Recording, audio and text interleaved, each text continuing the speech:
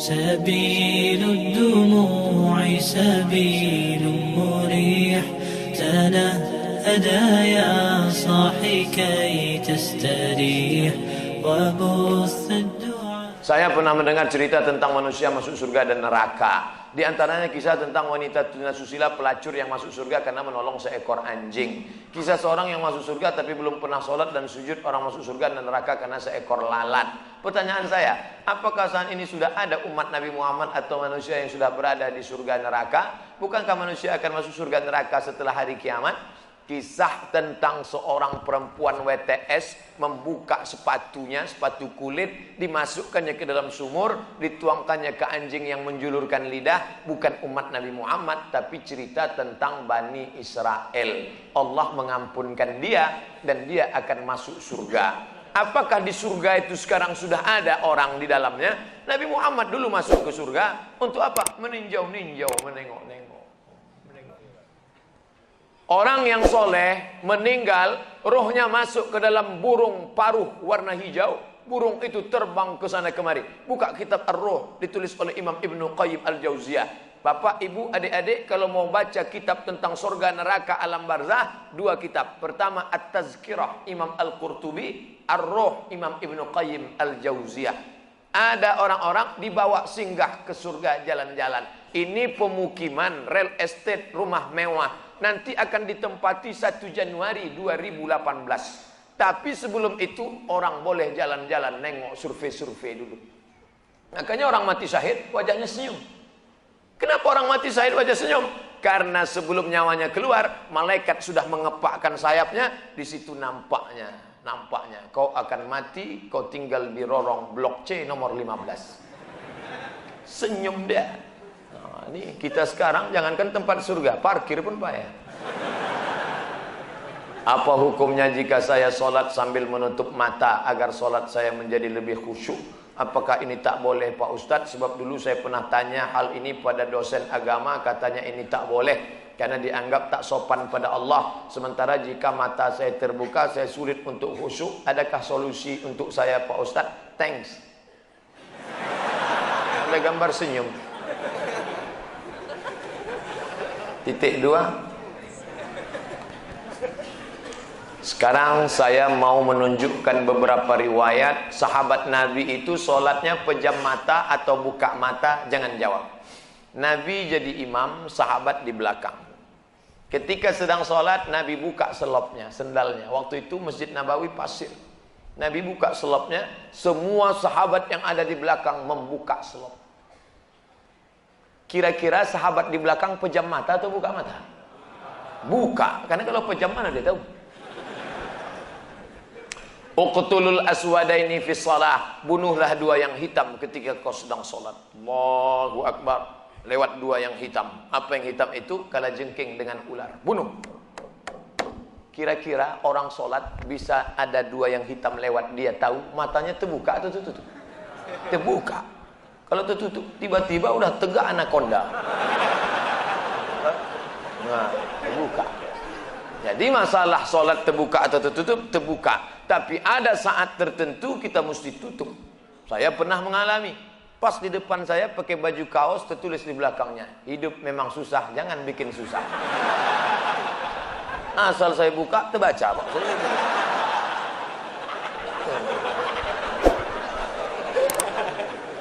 Jangan sholat ke masjid pakai baju bergambar-gambar, bertulis-tulis, pakai baju polos. Gambar. Sudahlah hari Jumat, besok terlambat datang ke tengah, tulis di belakang. Emang masalah buat lo? Kita bukan cerita sah tak sah, tapi efek pengaruhnya terhadap ibadah. Bagaimana pandangan Islam yang baik dalam mencari pendamping hidup seorang istri? 4 orang Pak Ustaz, sifatnya 4. Tungkahul mar'atu li arba', perempuan dinikahi karena 4. Apa yang pertama? 5 liha, karena kaya. Kenapa kau nikahi dia? Gimana lah Pak Ustaz, ku tengok cincinnya 3 biji. Kaya, tak salah. Wali hasabiha, kenapa kau nikahi dia? Keturunan Pak Ustaz, darah biru. Payah kemarin waktu cari donor darah, biru darah. Yang ketiga, wali jamaliha, karena cantiknya. Rambutnya bak mayang terurai, pipinya bak pauh dilayang, alisnya bak semut beriring, bibirnya bak delima merekah. So sweet. Walidiniha, karena agamanya. Fazfar bidzatiddin, pandangkan agamanya. Kau nikahi karena sukunya. Berapa banyak orang melanggar pantangan suku, dipecat dari suku. Kau nikahi dia karena kayanya, hartanya hilang melayang, kau tak suka lagi. Kau nikahi karena bentuk rupa, perempuan bagaikan bunga, kuntum mekar, setelah itu layu, semuanya layu, dia akan berubah. Nikahilah karena agamanya. Ustadz Somad, ya, saya mahasiswa Ustadz dulu, ya. Bisa, saya udah tamat kuliah Pak Ustadz, mantap. Udah kerja Pak Ustadz, alhamdulillah. Belum nikah Pak Ustadz, nauzubillah. Bisa Ustadz carikan yang ada 4-4-nya Pak Ustadz. Kalau ada 4-4-nya ngapain untuk ente? Man talaba akhan bila aibin baqiya bila akhin. Siapa mencari kawan yang tak bercacat, seumur hidup tak akan berkawan. Menikah bukan mencari kesempurnaan, menikah menutupi segala kekurangan. Semenit setelah akad, mulailah kau nampak segala kekurangannya. Kurang cantik, kurang tinggi, kurang putih, kurang mancung, kurang. Maka setelah nikah, kau tutupilah segala kekurangannya. Setelah dapat, inilah dunia akhirat Pak Ustaz. Jangan lagi matamu liar kemana-mana. Kalau laki-laki sudah menikah, nampaknya perempuan cantik di jalan, pulanglah ke rumah. Apa yang ada pada perempuan di jalan itu, ada juga di rumah. Walaupun bentuknya agak lain sedikit.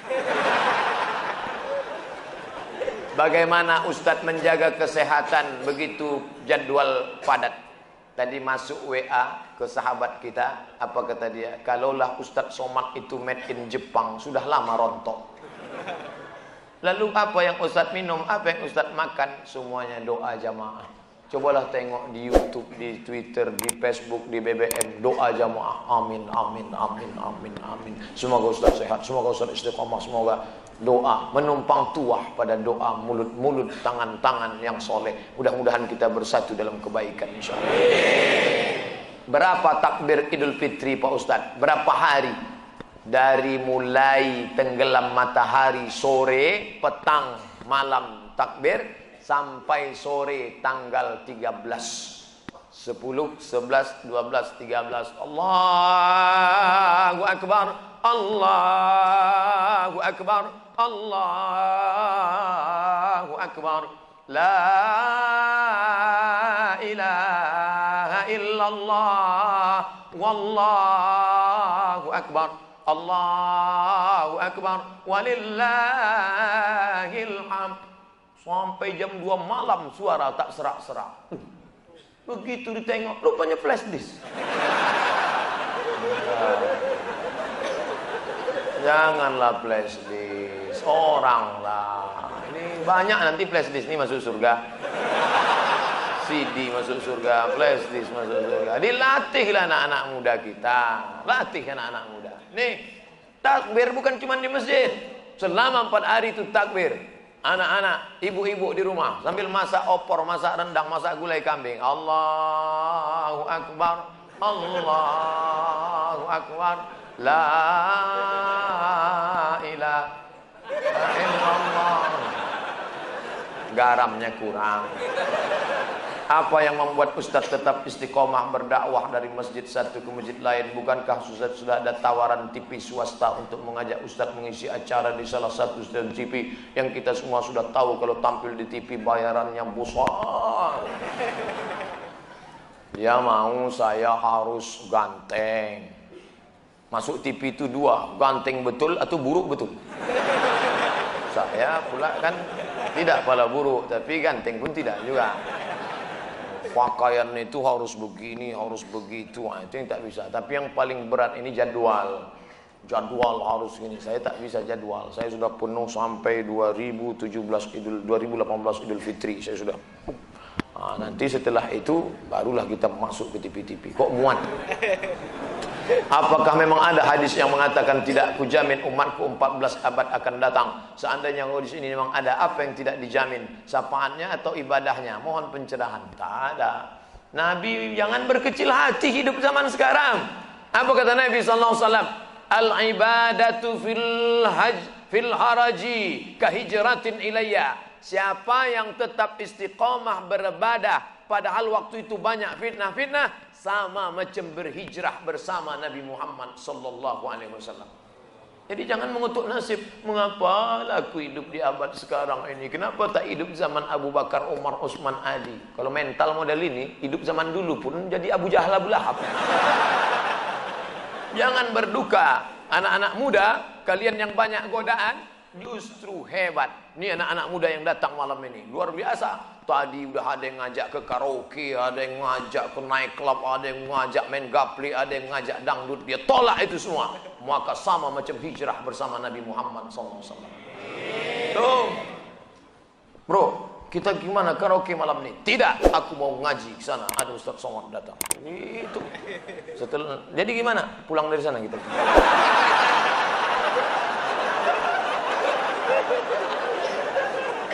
Ada suatu hadis yang mengatakan bahwa menikah itu adalah sunnahku. Barang siapa yang tak mengikut sunnahku maka dia bukan umatku. Bagaimana dengan Imam Syafi'i? Karena dalam buku autobiografi Imam Syafi'i mengatakan beliau tak nikah. Imam Syafi'i menikah. Dari mana Ustaz tahu Imam Syafi'i menikah? Bacalah biografinya. Yang tak menikah itu Imam Nawawi. Betul, ada imam dalam mazhab Syafi'i, Imam Nawawi. Imam Nawawi tak menikah. Imam Ibnu Taimiyah tak menikah. Sayyid Qutb penulis fi Zilalil Quran tak menikah. Syekh Abdul Fattah Abu Ghuddah menulis satu kitab judulnya Al-Ulama Al-Uzzab Alladzina Atharul Ilma Ala Zawaj. Biografi ulama-ulama yang tak menikah sampai mati karena lebih memilih ilmu daripada nikah. Kenapa Ibnu Taimiyah tak menikah? Kalau Ibnu Taimiyah menikah, istrinya itu pasti tetap tinggal karena dia lebih lama di penjara daripada di luar penjara. Sayyid Qutb digantung 1966, mati dalam keadaan ditulisnya tafsir itu di penjara. Maka mereka itu memikirkan mudaratnya lebih besar. Tapi kalian yang muda sekarang jangan kalian ikut ini. Zaman Imam Nawawi dulu dia tak menikah. Perempuan zaman itu biji matanya aja yang nampak. Godaan tak kuat. Zaman sekarang perempuan biji matanya tertutup, yang lain terbuka. Jangan, jadi berubah zaman. Jangan kan aku mau ikut Imam Nawawi aja. Tak bisa, lain, tak bisa. Godaan luar biasa. Ini saya mau pulang nih, godaan yang paling terberat nanti jumpa pramugari lah. Besok habis sholat Jumat mau pulang. Sudah jelas pakai peci, pakai baju koko, pasang muka seram waktu lewat. Tetap ditegurnya. Nomor berapa? La ilaha illallah. Udah dapat nomor kursi duduk saya. Sengaja tak ada senyum-senyum. Tetap dia datang. Bapak seatbeltnya udah dipasang. Astagfirullahaladzim. Ramah betul lah dia. Silap pula lama-lama. مساك الفضاء الرحيب الفسيح تنحى يا حزن واهجر فؤادا توكل بجد بعزم فصيح فإني علمت بأنك نجوى ولبس خبيث